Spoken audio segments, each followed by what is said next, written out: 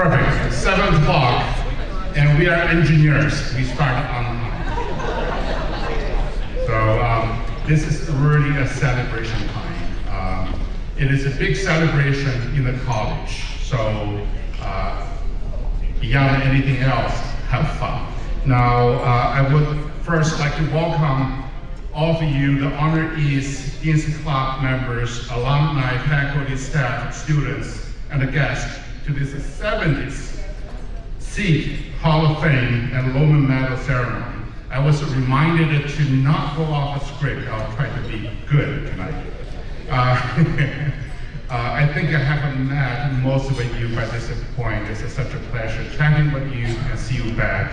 If I have not had the pleasure meeting you, I am the Dean of the college. My name is Han Huang. This is actually my second year for this ceremony. As I have had the privilege of meeting more of our alums, I'm continually impressed by the remarkable accomplishments of our graduates in their respective fields. I'm really honored to help lead this, the continued advancement of this wonderful college. Please start enjoying your salad. Dinner will be served shortly. So you start eating, start enjoying. I'll be doing some talking. So do not wait. The talk is going to take quite some time. Your salad might also get cold. So start enjoying your salad. Before we get started, I would like to take a moment to recognize our Dean's Club members. These are the people who support our college financially through the OSU Foundation with a yearly and lifelong gifts toward scholarship, endowed chairs, spaces, and more. Dean's Club members in attendance tonight, please stand when I call your name. I need to apologize ahead of time. English is not my first language. I try really hard not to slaughter your name. If I do slaughter your name, it's actually not disrespect. Just forgive me. William Steve Bowers. Steve? And you?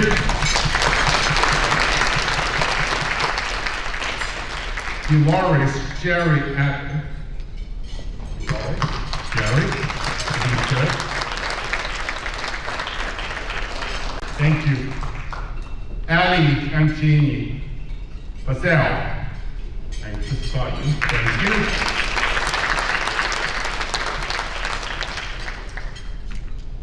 Between the time you clap your hands, try to enjoy the salad. Dr. Kathleen Drucker.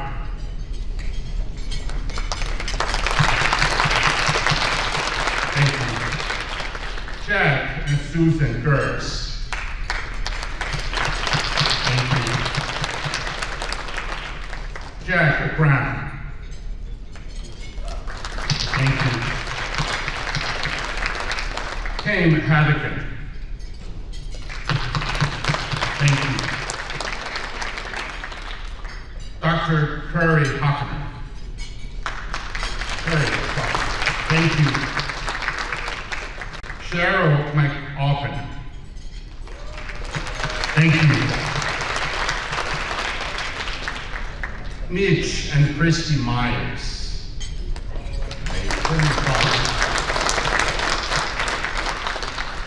Bob and Elizabeth Nichols. Thank you. If there are any other Dean's Club members in attendance that I have not called your name on, could you please stand up? Thank you.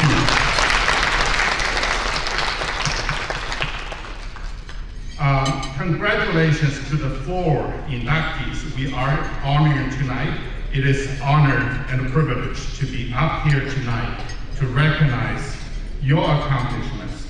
For the audience, you will see that the inductees have contributed to extending the global impact of OSU.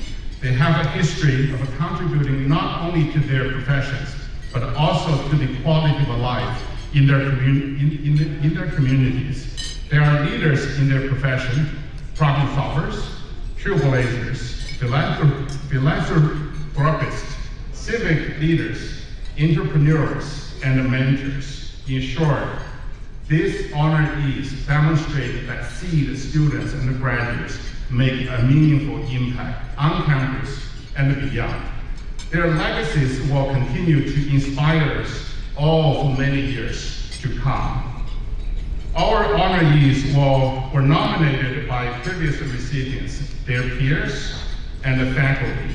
They were selected by a jury of past recipients, advisory board members, faculty, and administration. I do want to say, without calling your name, out of respect to your desire of privacy, I do want to thank all the nominators. It's a lot of time to spend, and also the supporters for the nomination, so thank you. Thank you to everyone on our selection committee for the countless hours spent reading nomination package and meeting to discuss each nomination with the other committee members. I know a considerable amount of thought was put into each selection to give us our news in that piece. Thank you. And supposedly I should be reviewing those recommendations, but time after time I realize the recommendation by the committee is so thoughtful, so there's not that much work I need to do. So thank you. Currently, our Hall of Fame has 177 inductees, and after tonight, there will be 181 inductees. My mathematics is probably still working. We are excited to see this number grow as we continue to recognize the influence that Oklahoma State University education has on the world around us. Tonight, we will present each inductee with a word and a break. CEAT hosts replicas of each break that will be placed on our Hall of Fame walkway outside of the new building in Denver laboratory. I would like to give you some brief updates about some of the amazing things that have happened in CEAT this past year, and be prepared when I start talking about the accomplishments of the college. It's hard for me to stop, so take some time to enjoy yourself. First, we exist because of the students, right? So we do look what is happening to our students. Our enrollment has increased for the second consecutive year after about 8 years of consecutive years, enrollment decline. We now have close to 4,300, more than 4,200 students enrolled in the college. The caliber of our students continue to be high. There are two indicators that reflect this caliber: academic performance and leadership. We have 8 seniors who were recently named OSU Seniors of Significance by the OSU Alumni Association. Beyond campus, one of our CEAT students was one of the 9 undergraduates in the country to receive a Vertical Flight Society scholarship. So our students are doing well on campus, off campus, and we certainly are very proud of what they have accomplished. Some of you have come to our career fair. You can see how our student leaders do in organizing the career fairs. So they're not just excellent in scholarship, they are superb in leadership. While mentoring our students, our faculty have advanced OSU as a top-tier R1 research university. And this college has been named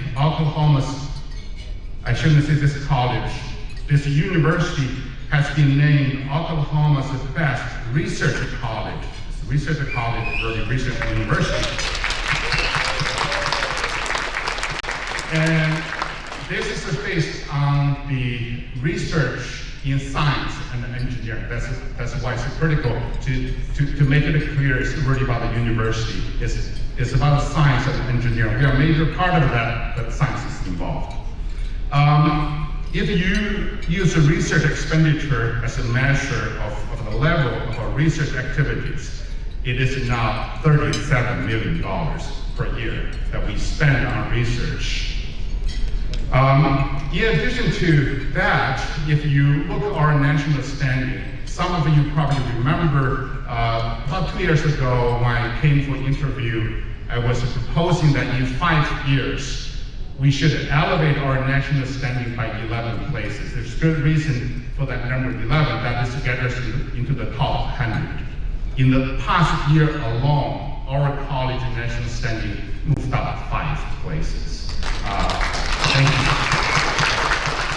So it is indeed a great teamwork. Our faculty, staff, the leadership team, alumni, you have all contributed, but we are getting noticed nationally. Beyond this numerical measure, our faculty are recognized nationally. 2 of our faculty members were honored with the National Science Foundation Career Award. This is an award recognizing upcoming stars, rising stars, basically.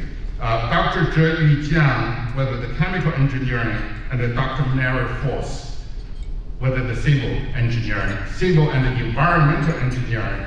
They received the NSF Career Award. We are very proud of them. This year, CEAT also created 2 new schools. You probably have heard, maybe. One of the schools, the 2 new schools, is the School of Materials, Mechatronics, and Manufacturing Engineering, MMME. That is located in both Stillwater and Tulsa. You will hear me talking about the Tulsa presence a bit more. We wanted to have a broader impact, not only at Stillwater, but also Tulsa, and the impact will show pretty soon. The second school that we created is the School of Fire Construction and Emergency Management. These changes align programs with the natural synergy to enhance interdisciplinary education and also to grow, to expand our presence at Tulsa. In 1 year, our enrollment in Tulsa grew by 26%. So our Tulsa community is very happy. Thank you. While supporting students and faculty, our stellar staff have made huge impacts on campus and beyond. Since 2020, our CEAT K-12 STEM program has seen over 60,000 students. That's a pretty large number in Oklahoma, likely contributing to our increase in enrollment because this pipeline is already coming in. Engineering extension, our division of engineering extension to be precise, reaches all 77 Oklahoma counties and beyond, providing technical training in various fields. I would like to take this time now also to recognize alumnus. That's Ran Elliott. Ran, can you stand up?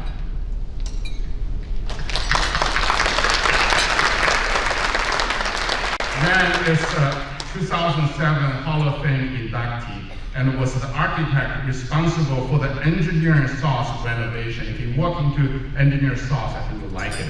If you saw that years back, you know the contrast. I did not get to see the contrast, but I really like the new design. His extraordinary work earned him first place in Retrofit Magazine's 2025 Metamorphosis Award Whole Building category, a national award that honors projects that transform existing buildings into modern, high-performing spaces while preserving their historical character. Ren, would you please?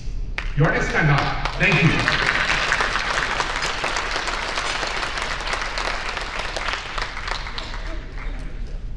Okay, congratulations on this honor, and I would continue for an hour to showcase the accomplishments. You ready? But what is important is that this accomplishment were made possible through the help, influences, and the collaboration of all of you.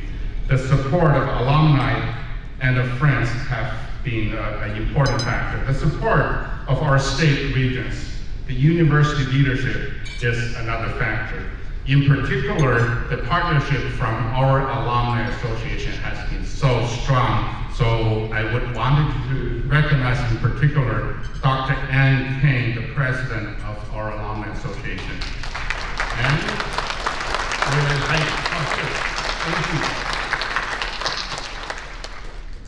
Also, in attendance from our development team at the OSU Foundation are Jill Blake, Jill Johnson, Matt Foster, and also not necessarily the college team, but the vice president of OSU Foundation, Ty Rock. I think I saw you somewhere. I would have wanted to mention that our foundation team did such a great job last year, whether the effort of the foundation team and whether your support and support of many others, the college received more than $11 million in 1 year to support the academic activities. So thank you, the foundation team, thank you all. I would also like to recognize the support of our college leadership team who are here with us tonight. As I mentioned to you, when our national spending goes up, our research expenditure goes up, our enrollment goes up, student quality is high, and foundation raises a lot of money for us, and that is truly a teamwork. It's a teamwork of faculty, staff, and leadership team. So I want to take a moment to recognize the college leadership team. First, John Mansford, the Associate Dean for Faculty Affairs, and I also take a pride to have successfully convinced him to unretire and to get his boss's permission from him. Ed Curley, our Associate Dean for Engineering Extension, Ed. Thank you. Teresa Rami, the Associate Dean for Academic Programs and Student Engagement. Teresa, Dr. Bunting, who lead our research, Associate Dean for Research. Thank you. Guo Liang Han is the head of a School of Electrical and Computer Engineering. Guo Liang. Thank you. Racine Gordican, the head of a School for Mechanical and Aerospace Engineering. Mari Chen, the head of a School of Biosystems and Agriculture Engineering.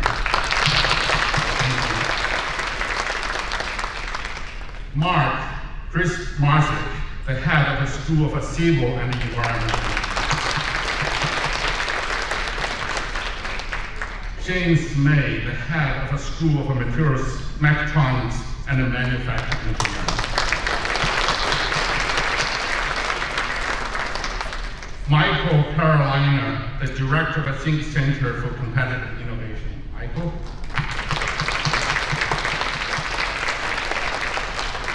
Dan Fisher, director of a Center for Integrated Building System. Dan.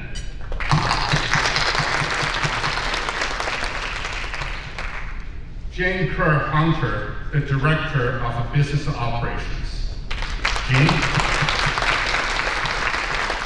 And Jane's the one that keeps an eye on my spending. So even during financial challenging times, she makes sure we are balancing the budget. Good job. Lisa Leach, Administrative Associate. Lisa?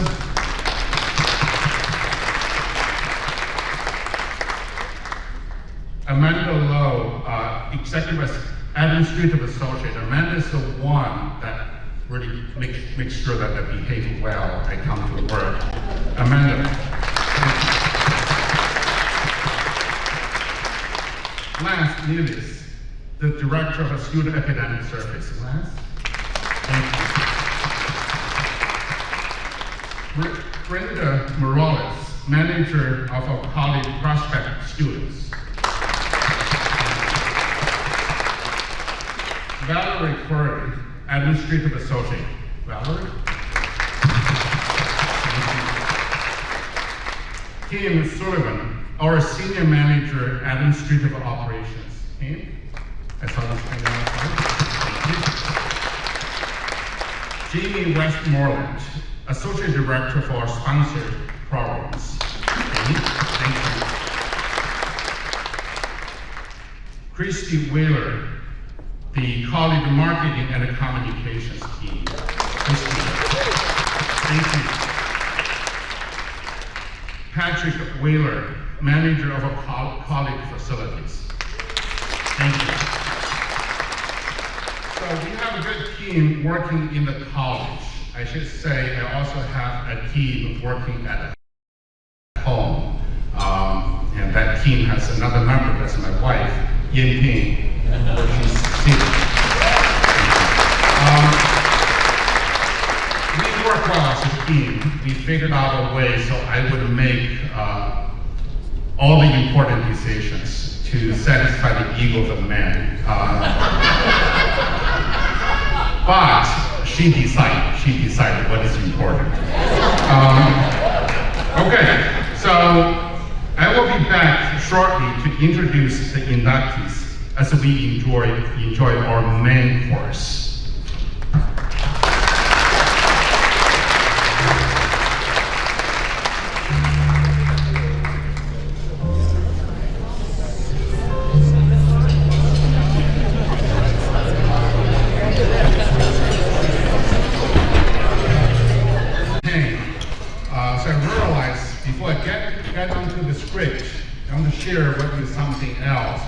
Talking about this university being the best college for research in Oklahoma. And that means we are the #1 college for research in Oklahoma. We didn't just take it that, thank you. We actually did something interesting I want you to look out when you drive around. We stood up several billboards in Oklahoma City and elsewhere that says, the best college for research in Oklahoma, in the backyard of our neighbor, our sausage neighbor, okay? So, when you drive in Oklahoma City, look out for those billboards. There's several in the city, also several in Tulsa, but it's interesting. You know, in Oklahoma City, you see Oklahoma State University, the best college for research in Oklahoma. All right, I'm getting back onto the script. As I mentioned earlier, our Hall of Fame inductees have made impacts in academia, business, their communities, our accommodation. We have a few past inductees here with us tonight. At this time, I would like to introduce them to you. Joe Campbell, the 2024 Hall of Fame inductee and also Lohmann Medal recipient. Joe?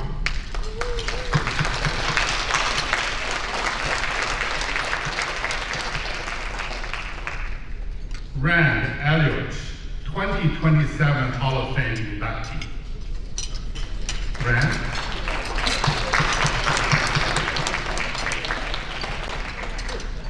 Ali Fazel, 2018 Hall of Fame inductee.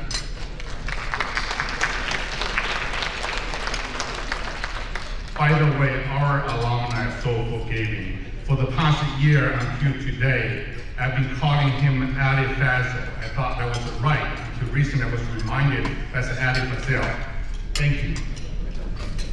Steve Ford, 2023 Hall of Fame inductee and the Lohmann Medal recipient. Steve.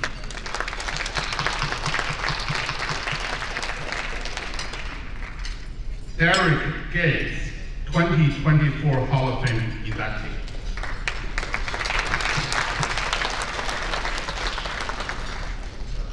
Jack Gerst, 2017 Hall of Fame inductee.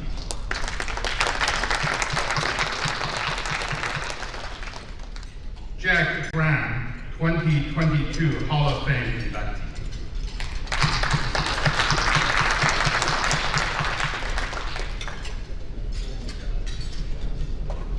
Dr. Curry Hoffner, 1994 Hall of Fame inductee and also Lohmann Medal recipient. Curry. Jeff Hume, 2014 Hall of Fame inductee.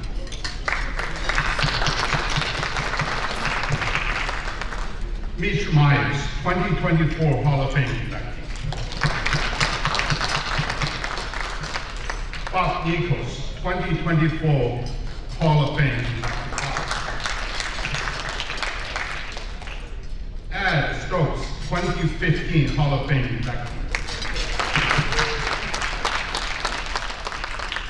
Craig Stanko, 2023 Hall of Fame inductee.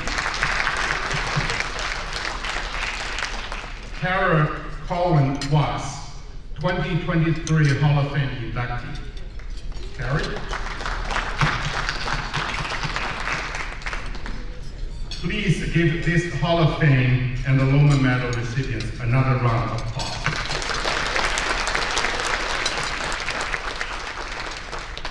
It is with such a great honor tonight that we induct our new members into the Hall of Fame and award the Melbourne R. Lohmann Medal.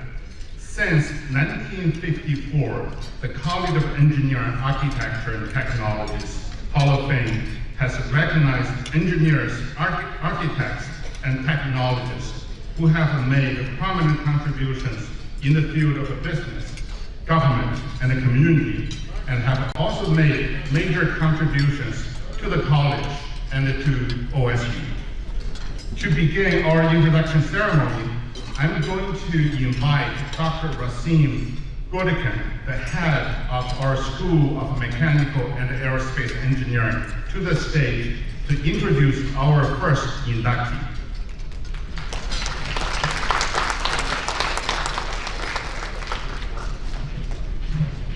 Good evening, everyone. Thank you, Dean Wong.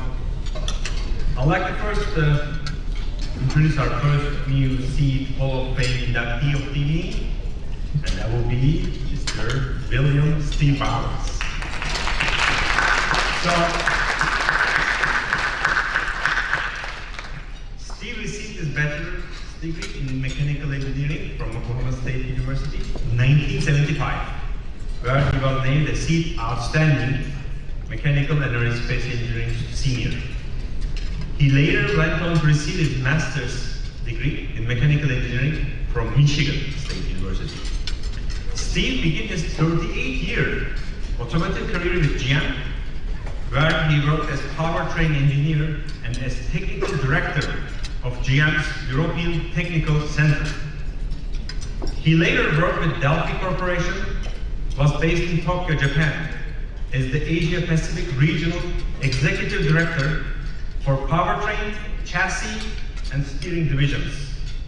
Steve's career is defined by global leadership in product engineering, operations, market growth, driving innovation products, international ventures, and new manufacturing facilities. Respected as a results-oriented leader, Steve forged lasting industry alliances and consistently delivered stronger sales, market share, and profitability worldwide. Since his retirement from automotive industry, Steve brings his passion for bourbon with his expertise in operations to start Slow Pass Bourbon Company, a bold venture marrying his time-honored distillation traditions with cutting-edge technology. Great job. Steve embodies what it means to give back his alma mater through mentorship, philanthropy, and advocacy. He routinely returns to campus to share lessons learned during his remarkable career. Steve provides funding for students from our Formula SAE team, racing team, to attend the Indianapolis 500. Thank you, Steve.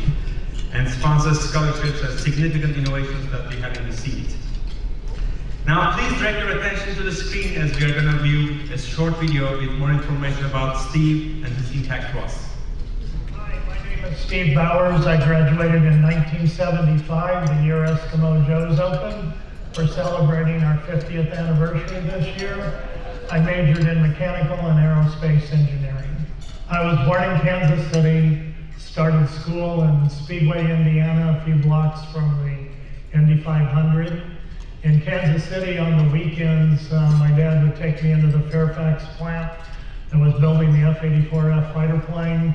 In Indianapolis, during the Indy 500 time trials, Dad would take me into the pits and garages where I could get to spend time with the cars, the drivers, the mechanics. Clear that Dad early on was grooming me to be an engineer. I would not be here without my family. Obviously, my mom and dad played an important role. My dad was incredible at providing advice and guidance over the years. I've got a great brother that's one of the finest people that I know. I feel my greatest accomplishment is my two sons. I'm extremely proud of the men that they've become. The newest addition to the family is I'm the granddad for the first time. My pride and joy is my new grandson, and I absolutely cannot wait till he gets his wheels and he and I will have an absolute ball together. When I was in 5th grade, our school had a career day, and part of that career day is we had to stand up and tell our classmates what we wanted to be when we grew up. I stood up and said I wanted to be an automotive engineer for General Motors, and ever since that opportunity, I never did deviate on anything else that I wanted to do. So approximately 70% of my automotive career was spent working internationally. The first half of my career was spent in product engineering, becoming a chief engineer. The middle part of my career, I was the executive director of Asia Pacific, responsible for the region's profit and loss. And the last 8 years of my career, I was a senior vice president and corporate officer for a large automotive supplier responsible for sales and marketing. What I'm most proud of is the strong engineering teams that I had an opportunity to be a part of. We developed the first catalytic converter, the first oxygen sensor, the first mass airflow sensor, and I was also extremely proud of the great engineering teams that I built not only here in the United States, but around the world, in Asia Pacific, in Europe, in North and South America. But I had an opportunity to work with great people, great leaders, great mentors, and this I feel is the most positive aspect of my career. My 8 years as a corporate officer, I began working for a world-renowned automotive supplier that made highly technical products. The company had experienced several years of asbestos lawsuits. Ultimately was declining revenue and declining profit. We immediately strengthened the sales and marketing team by hiring engineers to replace non-technical people, and we focused on a sales booking tool that we developed, and we wrote product value propositions for all of the key products. And within the first year, we had the company back on the track to profitable growth. What I'm most proud of is in 2008 and 2009, during a strong economic downturn, we were one of 2 automotive companies that paid bonuses to the employees as we were continuing to profitably grow the business. And every year in that capacity, the company profitably grew its top line and its bottom line. So after 38 years in the corporate world, I moved to the private world. My first experience was building and opening a BMW dealership in Phoenix, Arizona. My second business opportunity was with my current business partner and I, who's a great individual. We started a medical supply company to supply difficult medical products to industry, to local, state, and federal governments, to businesses, to universities, including Oklahoma State. I'm very proud of the fact that we were recognized for saving countless lives during a very difficult time for our country. And then the third opportunity is with my current business partner. It was Saul, his idea, that we start a spirit company. So we're currently building a whiskey brand based out of Kentucky. I believe in giving back. I'm currently working with Dr. Dan Fisher and the OSU Foundation to establish an annual scholarship endowed fund that would be awarded to a deserving Oklahoma young man or young woman upon graduation from high school. I'm very excited about this opportunity, but I'm even more excited when I think about the impact that in the future we'll have on a young person's life. I am deeply honored, and honestly, I have no words to adequately describe the honor and the pride that I have in receiving this award. Oklahoma State did an excellent job providing me with my formal education foundation. I have absolutely nothing but warmth in my heart for Oklahoma State University. I'm very grateful and thankful to the School of Mechanical Engineering and to Dr. Wong. Go Pokes!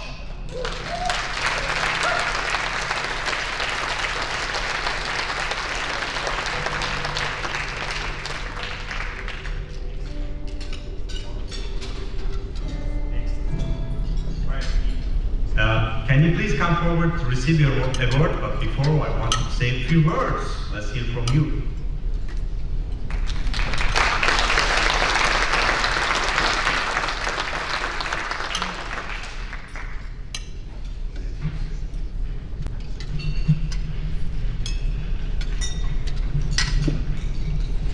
When the lights are bright. To be recognized by this school that shaped who I've become, not only as an engineer, but as a person, is an incredible honor, and I'm very humbled. I'd like to thank Dr. Wong, Dr. Dan Fisher, Dr. Carl Reed, and I'd like to express my gratitude to my professors, especially Drs. McQueeston, Parker, Price, and Zirkle. They were remarkable instructors, and through the course of my time here in engineering, they continuously challenged me to never stop learning. I also want to thank my colleagues and my teams, they are the people that over the years delivered the results. I'd like to express my heartfelt appreciation to my dad, who was an Oklahoma State engineering grad, to my two incredible sons, to my family who supported me over the years through all the long hours, the many late nights, all of the new opportunities, and all of the moves that took place along the way. I must take a moment and recognize my late wife, who graciously stood by me and ensured that I had the personal freedom to pursue my dreams. I also would like to recognize my right hand of 20 plus years, Miss Kim Crossick, another incredible individual. Kim is currently battling cancer, and I would ask that you please keep her in your thoughts and prayers. Engineering at its heart is much more than about problem solving. It's about improving lives. It's about taking everything that we've learned and applying it to something greater than ourselves. The lessons I learned at Oklahoma State taught me how to think critically, and I came to realize that almost every great design starts with a brilliant idea, persistency and teamwork, and ultimately to realize and bring the value to life. I would carry in my heart with deep pride and deep gratitude this award. And I would again like to say thank you for being recognized. Please remember, the more that we give, the more that flows back to us. Thank you. May God bless, and go Pokes.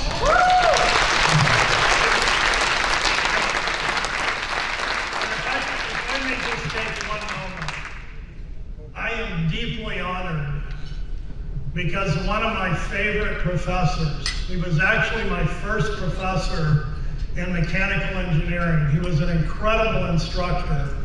And through his course, I came to realize that I can do this. He's here tonight, and I would like to introduce Dr. Larry Zirkle. Dr. Larry Zirkle, please stand.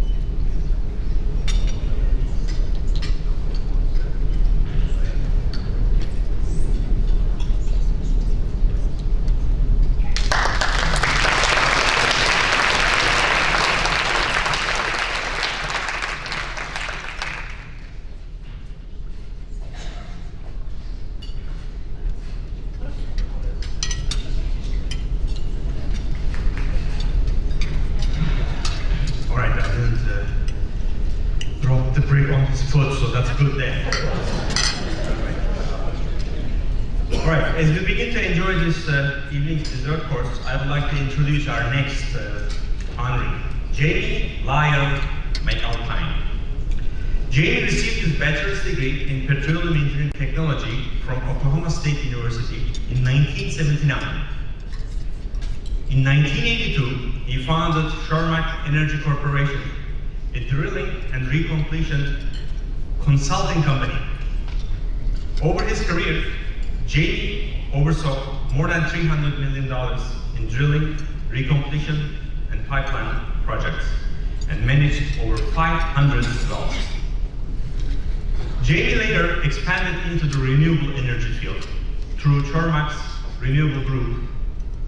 He developed projects totaling 2,800 megawatts of wind power, acquired more than 80,000 acres in renewable leases, and invested more than $3.9 billion in renewable energy projects. Jamie was a dedicated champion of CEAT, serving on the CEAT Strategic Advisory Council, providing insight on renewable curriculum, and advocating for increased funding for STEM education in public schools. He also supported hands-on learning through his contributions to the McAlpine Energy System platform in the CEAT Endeavor Lab, and was a loyal supporter of OST academics as well as athletics. He believed in lifting others up through service and mentorship, as shown by his dedication to mission work and by mentoring of aspiring engineers in the Society of Petroleum Engineers. Unfortunately, Jamie passed away in November of last year. During his time with us, Jamie made a lasting impact on me, and will continue to do so through his legacy of innovation, steadfast support for education, and loyalty to OSU. His contributions will continue to inspire future engineers to forge new paths with courage and creativity. For his family, friends, and all he encountered, he left a legacy of importance of strong work ethics, commitment, loyalty, and leading by example. Please direct your attention to the screen as we view a short video about Jamie and his legacy.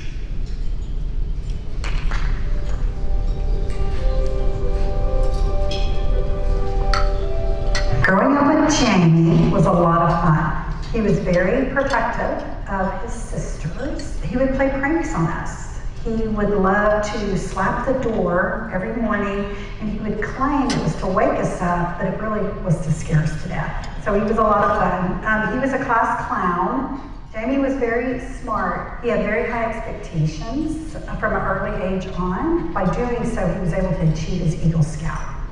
Jamie was number 4 out of 5 siblings in our family.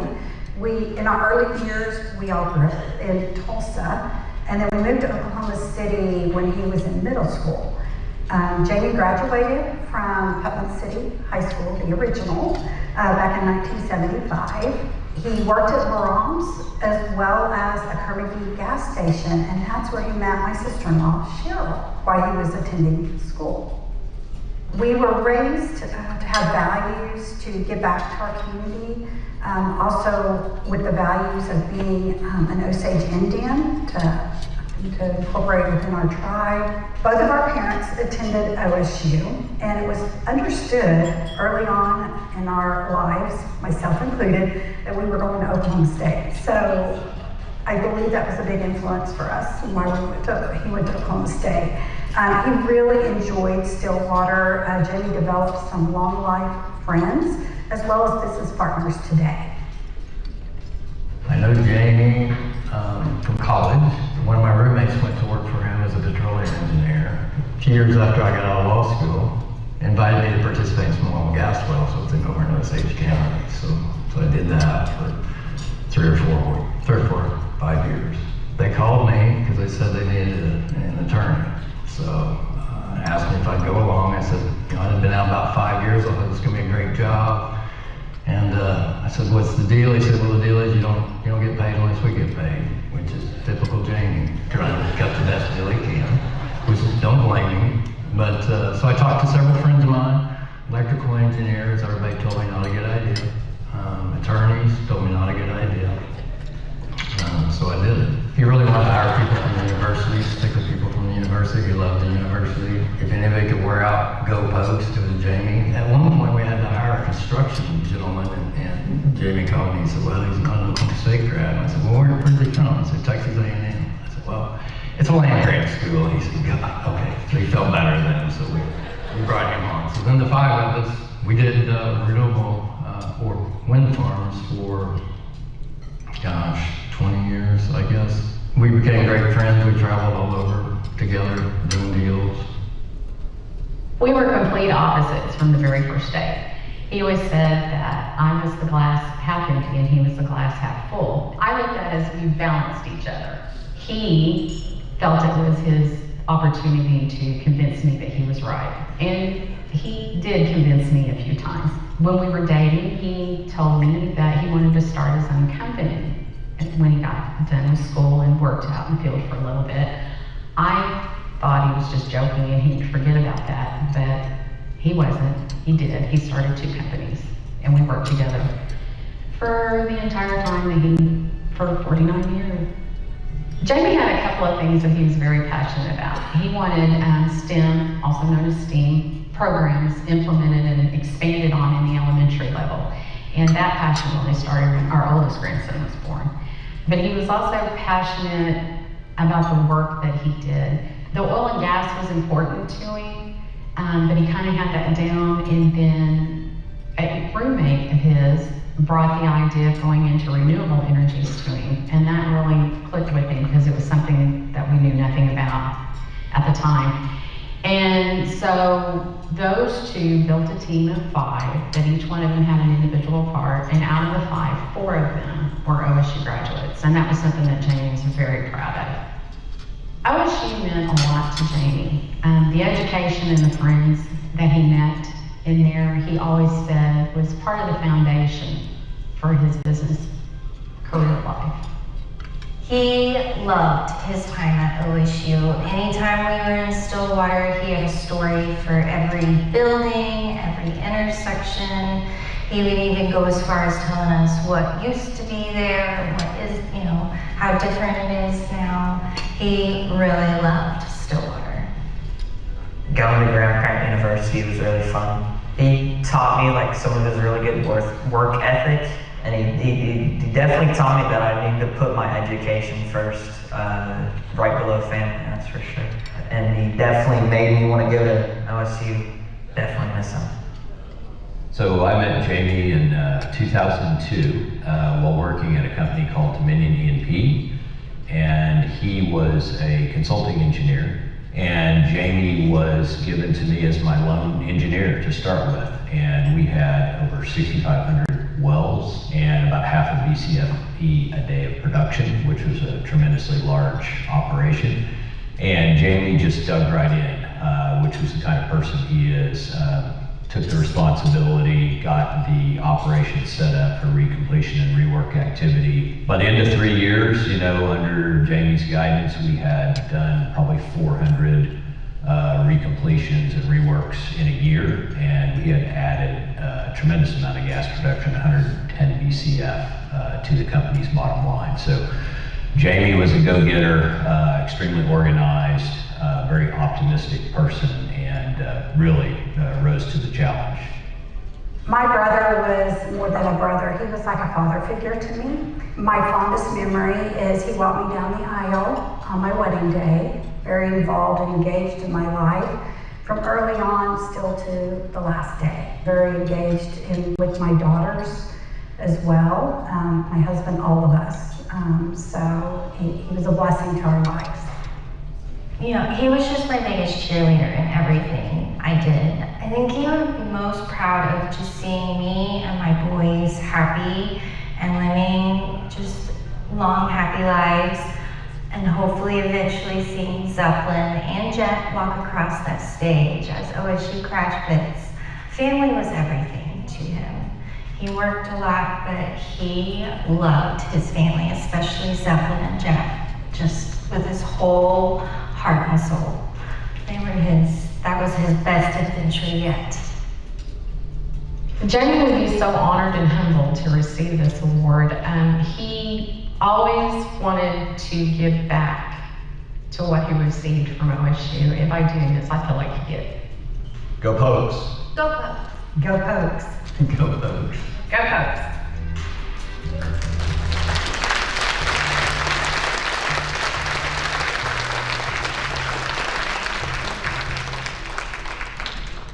Hopefully Zeppelin is joining our aerospace engineering soon. We had a good tour yesterday, right Zeppelin? Yeah. Okay, now I would like to ask Jamie's wife, lovely wife, Cheryl, to come up and accept Jamie's award, but before she's gonna give us a few words, share a few words with us.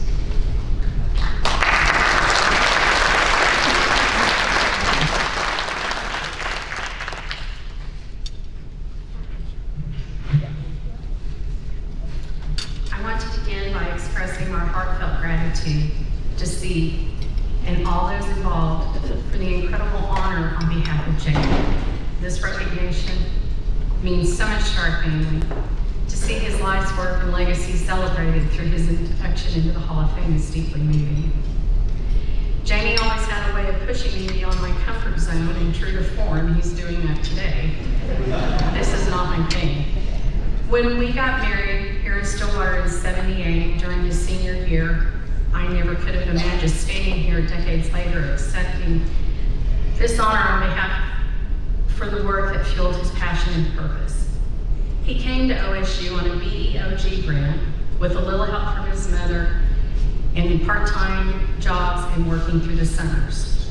He was profoundly grateful for the education that he received here, and he carried that gratitude with him throughout his life. He wanted others, especially those who might not have the means, to have this opportunity.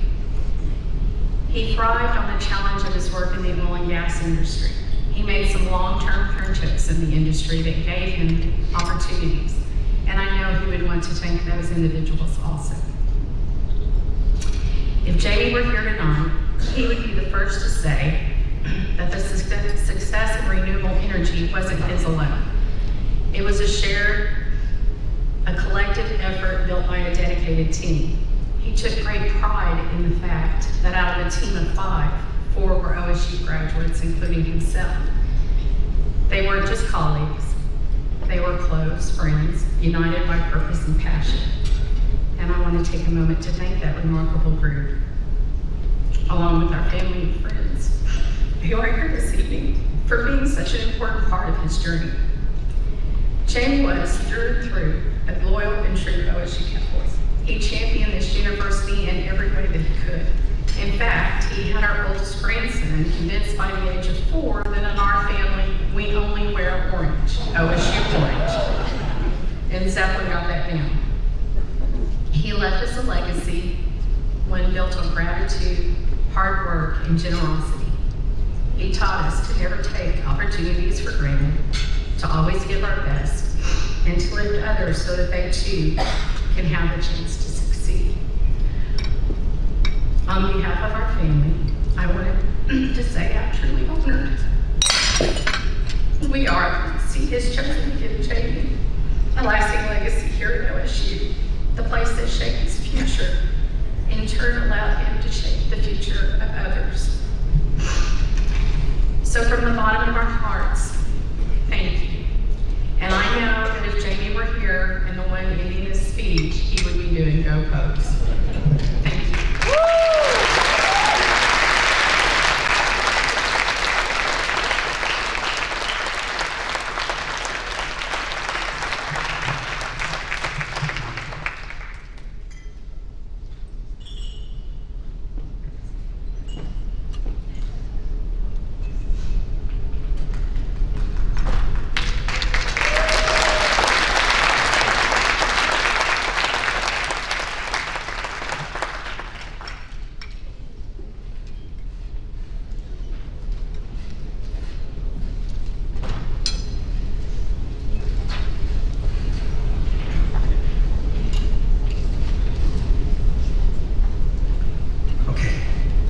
time, I would like to invite Dr. Lohmann, who is the head of Electrical and Computer Engineering School, to the stage to introduce our next Hall of Fame inductee of the evening.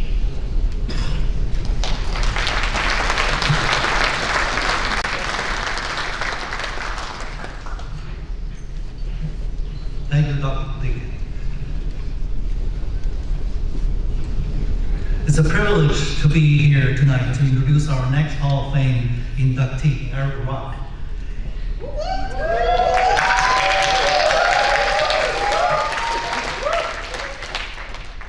Eric graduated from OSU in 1990, earning dual bachelor degree in electrical and computer engineering. As early as 14, Eric knew that he wanted to be a software engineer, later going on to create a restaurant management program that evolved into the front end of OpenTable.com. Over his 3-decade career, Eric has founded 4 software companies that have been recognized for their innovation, rapid growth, and industry impact. Eric also holds multiple technology patents and highlighting a career driven by a technical expertise and problem solving. With a deep commitment to his community and profession, Eric served as a mentor to early-stage technological entrepreneurs, helping them find success on their own. Eric's a loyal and a generous supporter of OSU, giving back both philanthropically and as a mentor to emerging innovators. He served as an industry advisory board for the School of Electrical and Computer Engineering. Please direct your attention to the screen. Hi, I'm Eric Rock. I graduated from Oklahoma State in 1990 with electrical and computer engineering degrees. I had an opportunity as a young man to learn all about computers. I was fascinated with computers at a very young age. You know, a few of us at that time had the opportunity to work with Atari game consoles or play with those game consoles. And I became so hooked on those that I said I could do some fun things with this, I'll bet. And then they started to turn into computers. So the Atari computers, even before the IBM PC came out, I learned how to write code on the Atari game consoles. And so as my father, moved on to his new career at Safelite Auto Glass, which acquired his company, he had founded Rock Brothers Auto Glass all across Oklahoma and a few other states. He became an executive, traveled the United States, and asked if I could use those computer skills of mine to create some software for his company. And so I said, I bet I can.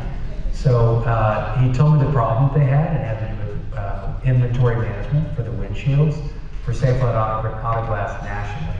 And I said, let's give it a shot. So in about a month's time, I wrote software on an Atari game console that he actually said, you've got something here that's unique. And so he said, I'm going to teach you a lesson on how to become an entrepreneur. So he drove me up to Wichita, Kansas. I was only 15 years old at the time. Had me present to the CEO of Safelite Auto Glass this software product that I had created for them.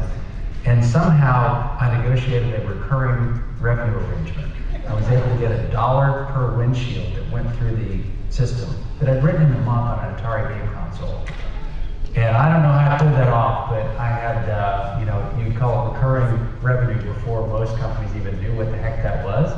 And as a result, I was able to afford my first car in the first year of the recurring revenue that came from the software. My parents didn't have the opportunity for college. However, my 4 siblings did. So I have 3 older brothers, 10, 9, and 8 years older, a sister that's 4 years older, all alum of Oklahoma State University. So it's pretty clear, as a young man, I had the opportunity to go to Stillwater so many times, and who wouldn't fall in love with Stillwater? And so as a result, I really got to know Oklahoma State through my siblings and much time spent up there. After that, I graduated and moved to Dallas, Texas for the first job opportunity. And my wife, who I had not yet met, is also an OSU alum. She moved back to Tulsa with her family, and a couple years after graduating, I was able to connect with her and talk her into moving down to Texas with me. She made it through the hardships of the startups with me. And that's a lot. And so her integrity in helping me accomplish so many great things in startups, we were an instant connection. After a few years of being in Dallas, we ultimately married in '99, and just a few years after that, had our 2 boys. And Logan, who is a mechanical and aerospace engineer, as an undergrad, he's now in his 2nd year of his master's, soon to graduate. and also Dylan, who's a comp sci. He's a sophomore now at Oklahoma State. So you can clearly see we bleed orange with our two children. And I'd like to say that they had a choice to go to other universities, but I'd say since the time of birth, they were bleeding orange.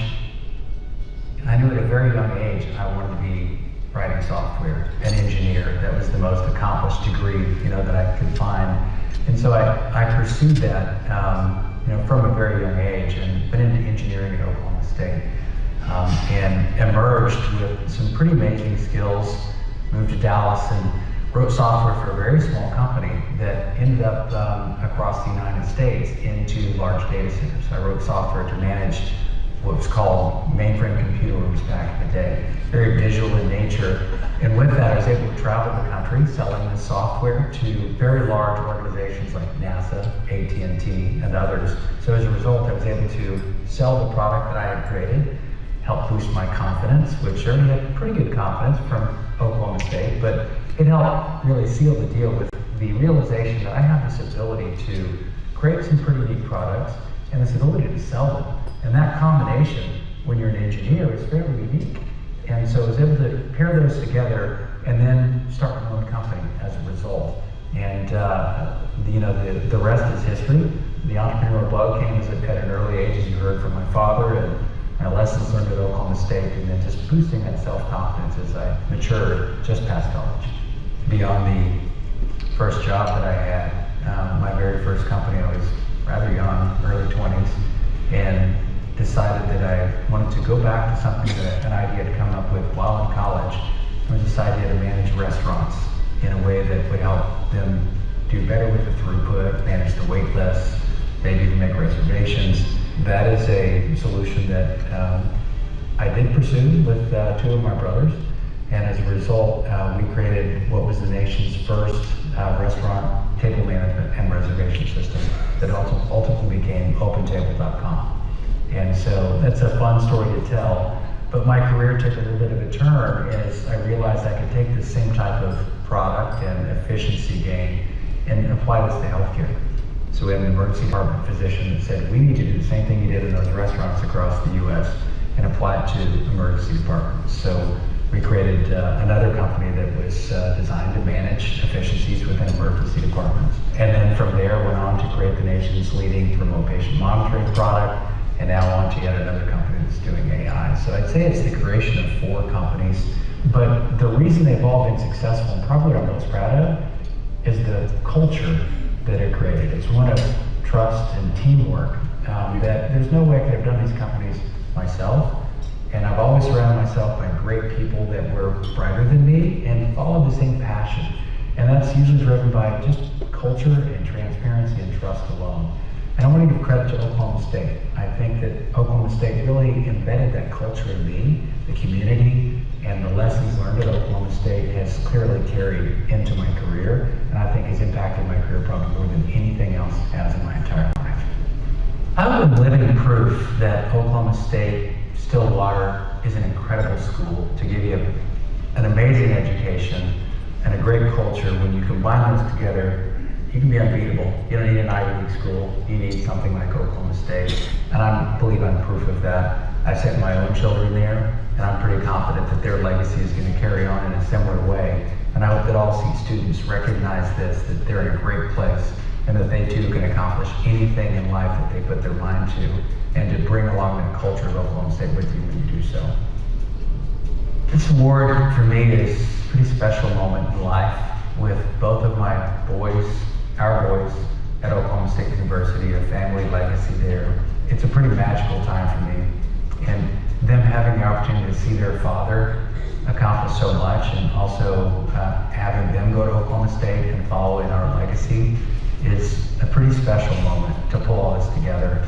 I already feel like I've accomplished a lot, but this certainly brings an enormous amount of closure for me to show how much I appreciate Oklahoma State and to show what Oklahoma State has done for me in front of my own children. Go Pokes.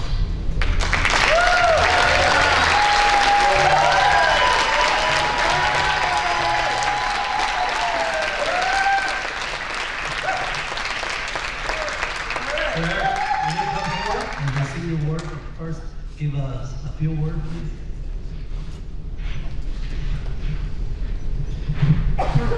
Well, folks, what you see up here looks like a calm, cool, collected person, but that's not who I am. I had the opportunity to speak to many students yesterday, and in that conversation, I shared with them my history, and I asked, the first question I asked the students was, who in here thinks you are an introvert? 98% of the kids were exactly expected. So the rest of the story unfolded perfectly for these guys. And so giving back has been a tremendous opportunity here at Oklahoma State, and I cannot wait to do so much more. Before I begin my, what I hope is 3 minutes, I'll try to do that. I want to thank my posse here. You heard some of the posse. The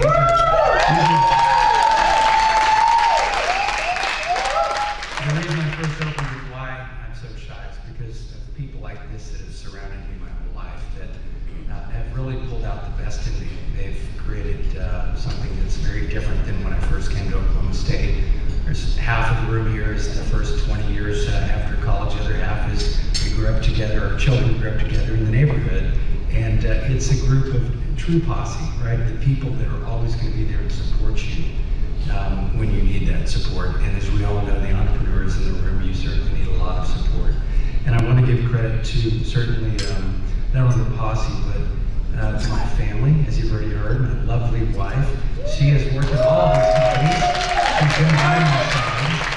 She's been through everything with these companies, and that is a tremendous show of support. And for that reason, I want to thank you very much, my lovely wife, Sharon.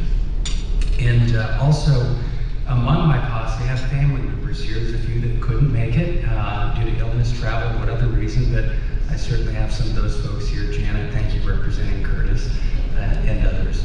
And other dear friends from the university and related to Oklahoma State. Of course, Mike Shea, I want to thank you tremendously and for all that you've done. We've got a growing relationship and a partnership with Oklahoma State using our healthcare product to give back to the great state of Oklahoma. And I have Mike to thank for what we're doing with that. And other new friends with people like Ty that have grown along with our friends to really appreciate each other. It's a unique relationship we've got across here in the university.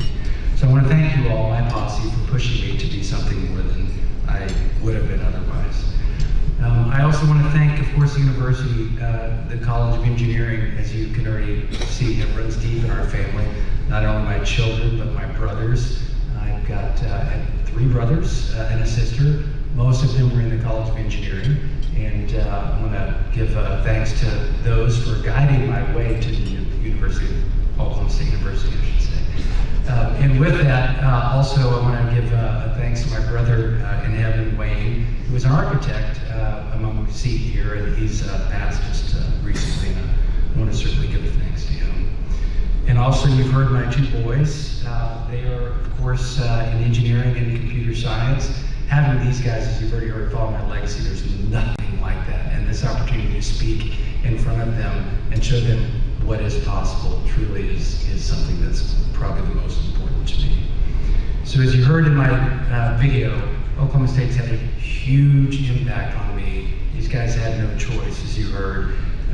And I was struggling. I actually wrote this speech about 3 hours ago. I was working until 12:30 last night on yet this other company. Thank you, Sharon, for letting me do that. And I was struggling to come up with the words to just express what Oklahoma State means to me. And I bumped upon the Cowboy Code. Many of you know this, not all of you do. I'm gonna just say these words verbatim. I want you to think about me and my family as I say these. We dream only as big as the sky. We know challenges come with pain, but pain will not win. We have a passion to do what's right, even when it's hard. We stand for what matters, even when we stand alone. We finish what we start. Being a cowboy isn't our clothes, it's in our character. So for those of you that know me well, I hope you see those words certainly in me and who I am. And when I read those words this afternoon, I said, there's nothing better that I could say than that on stage.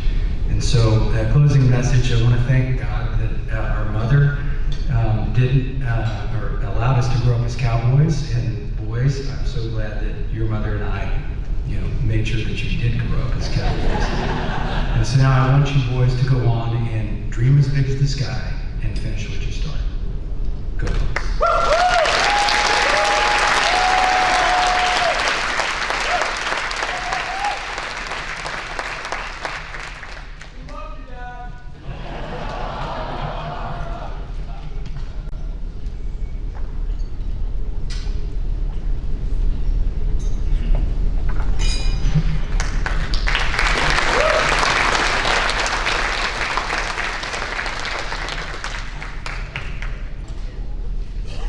Thank you, Eric. Congratulations. Our honoree of the evening, our final honoree of the evening will be inducted to the CEAT Hall of Fame and is the recipient of the Melvin R. Lohmann Medal. Since 1991, this medal has been awarded to the individuals who have made a prominent contribution in academic fields, including research, scholarship development, innovation, and education in the field of engineering, architecture, and technology, and have made a contribution to CEAT at OSU. Since inception, 47 OSU alumni have been recognized as the Lohmann Medal recipients. Tonight, another outstanding individual will be added to that list, Dr. Dolores M. Adder. Dolores started her college education at Oklahoma State in 1965. Due to her husband's military service, she continued her undergraduate education elsewhere, going on to receive her bachelor and master's degree in mathematics from Wright State University, and her PhD in electrical engineering from the University of New Mexico. Dolores served as an assistant and associate professor at the University of New Mexico.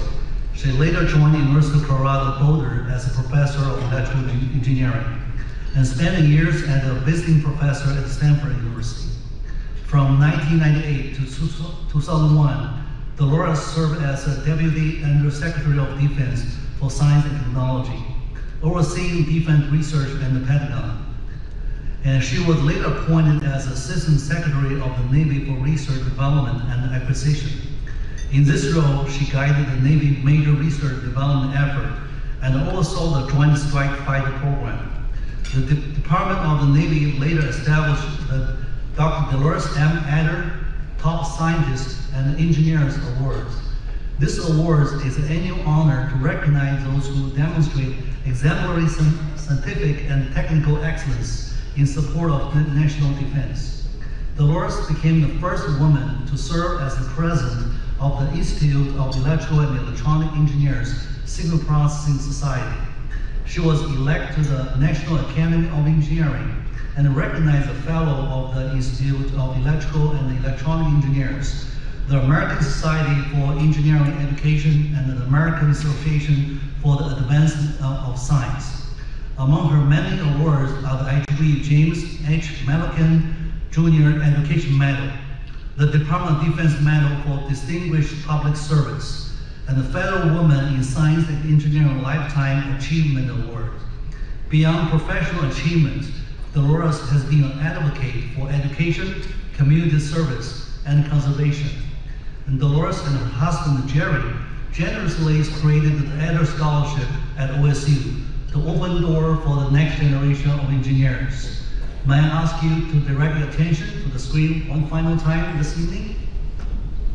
Hi, my name is Dolores Adder, and I attended Oklahoma State University from the fall of 1965 through the fall of 1967. I grew up in the small town of Scheidler, Oklahoma. It's about an hour-and-a-half drive northeast from Stillwater. If you're familiar with Oklahoma, it's between Ponca and Pawhuska. My grandparents had land on the edge of Scheidler and raised cattle, and we lived next door to my grandparents. I have one brother, and we always had multiple dogs. I feel very fortunate to have grown up in Scheidler. Our lives were centered around sports, school, and church. I met my husband at OSU in a large humanities class during my sophomore year. Jerry was a senior from Tulsa, majoring in aerospace engineering. We got engaged the following summer and got married 2 months later in September 1967, just before classes started. Our plan was that Jerry would finish his undergraduate degree and get his graduate degree while I finished my undergraduate degree. But the best plans don't always work. The Vietnam War was at its peak, and the Tulsa Draft Board was planning to draft Jerry as soon as he graduated with his undergraduate degree.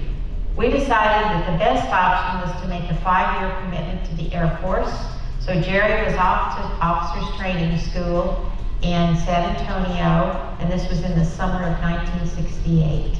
Our first assignment was Wright-Patterson Air Force Base in Dayton, Ohio.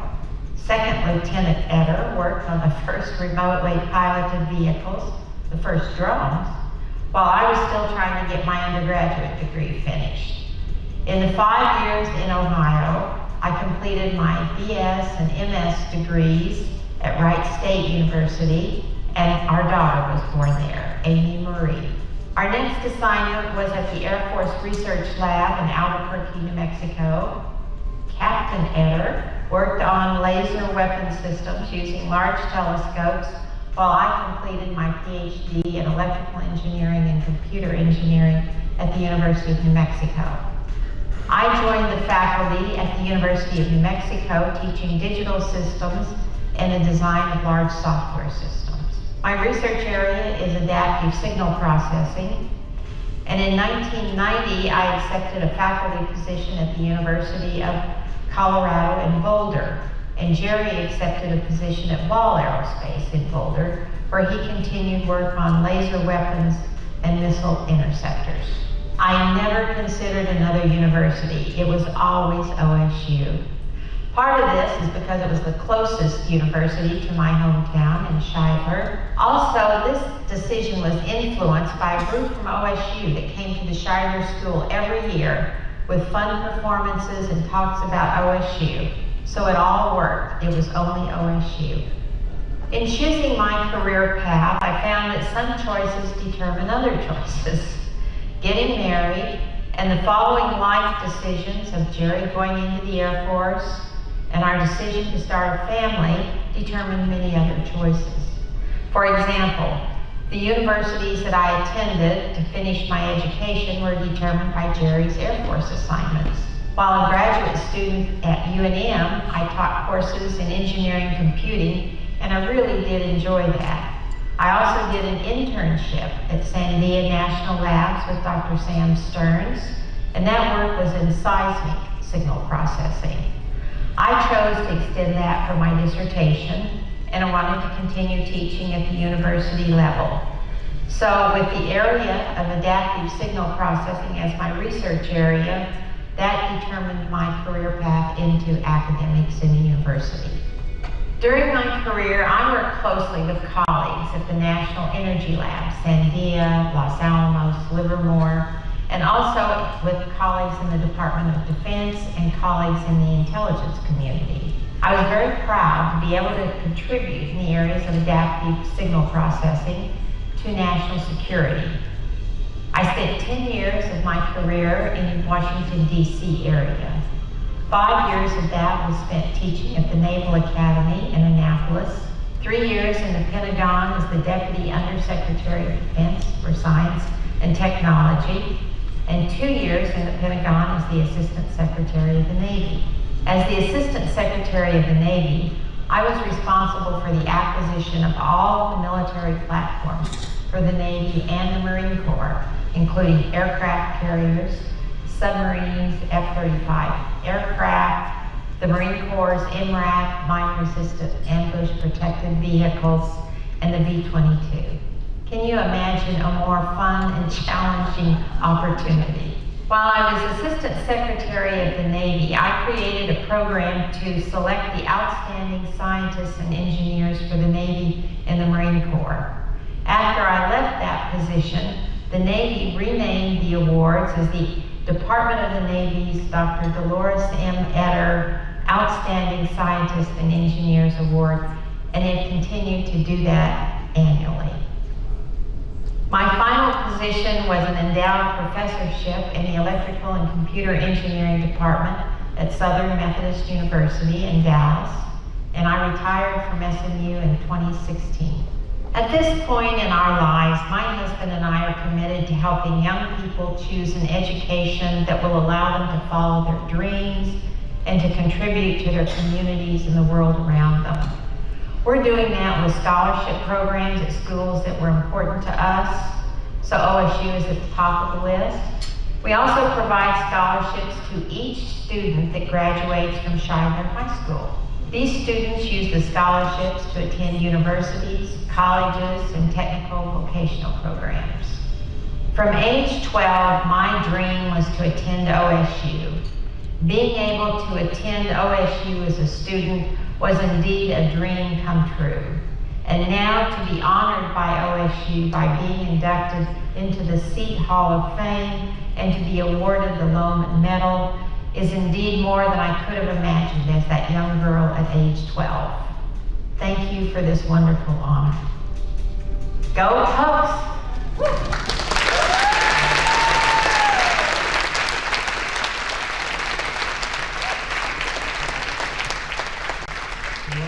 Will you come forward to accepting the Hall of Fame induction award, the Lohmann Medal, and cover break, as well as to say a few words, please?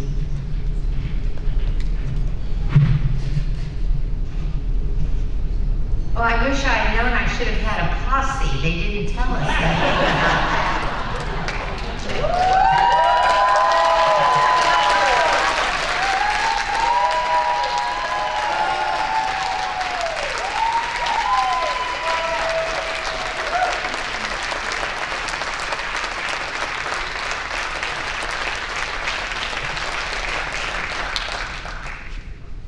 Well, it is such an honor to be here, and as I said in the video, for that 12-year-old girl that decided she was going to go to OSU, to get a chance to really go to OSU, and then to be honored with something like I'm being honored with tonight is just something I couldn't have imagined. I do want to thank a number of people, and certainly Dean Wong, the department head, Professor Fan. They were great in putting things together. There's a whole team that makes all of this run so smooth, and they've done a super job. I'm also really pleased to have my family here with me. My husband, Jerry, and my brother, Ron Van Camp, and his wife, Sharon, my daughter, Amy, her husband, Ian, and one of my grandsons who just graduated. This is Josh, just graduated from SMU with a degree in mechanical engineering. And if I could get the 4 guys to stand up, because I'm sure I will never ever get them again to all 4 wear tuxes.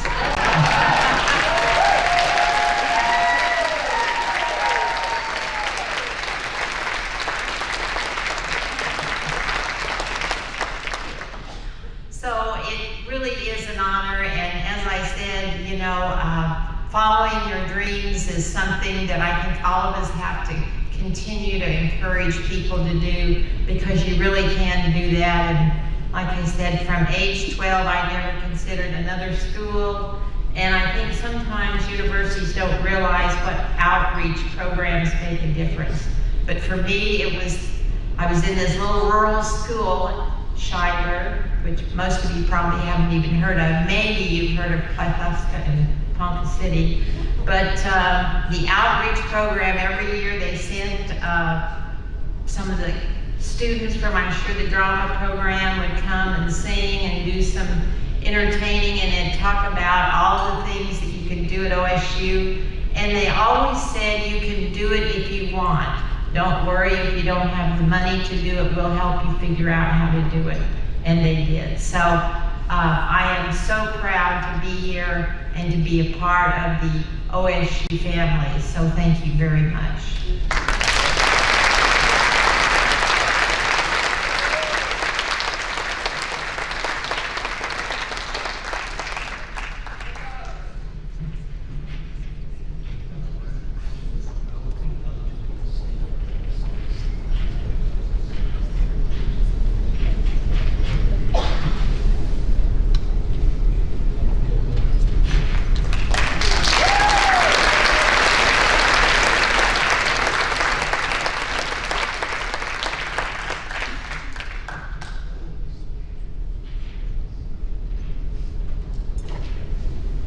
Thank you, Dolores, and congratulations.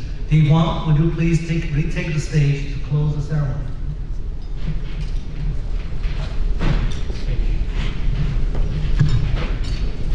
Okay, at this point, my team is probably thinking, Dean Huang, follow the script. Let me do that first. Congratulations to all the college Hall of Fame inductees and also our Lohmann Medal recipients. Let us give them one more round of applause.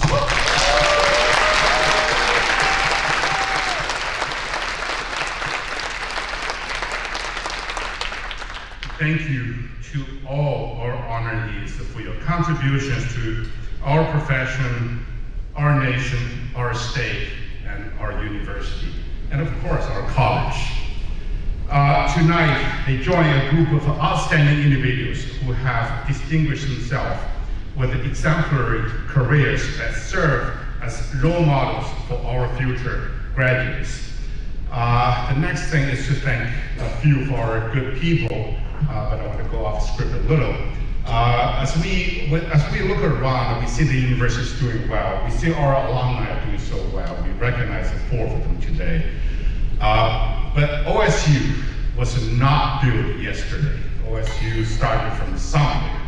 So in that context, there's one person in the audience I would like to recognize, Paul Tikowski. And also Julia, please stand up.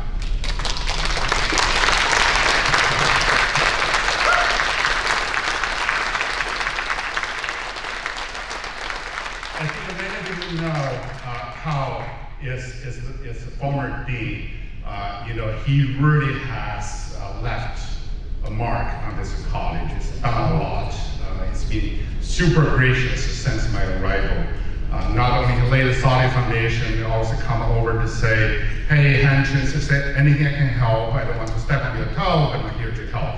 So, Paul, thank you so much. Okay.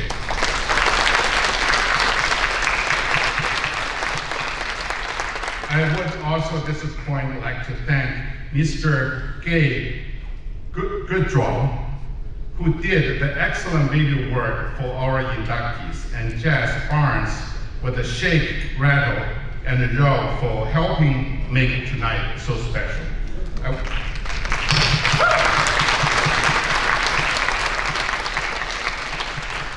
And while you enjoy the drink, the food, you know our staff did a fantastic job. So I'd like to thank all of the CEAT staff and also our CEAT scholars, our wonderful students who worked very hard to make this night possible.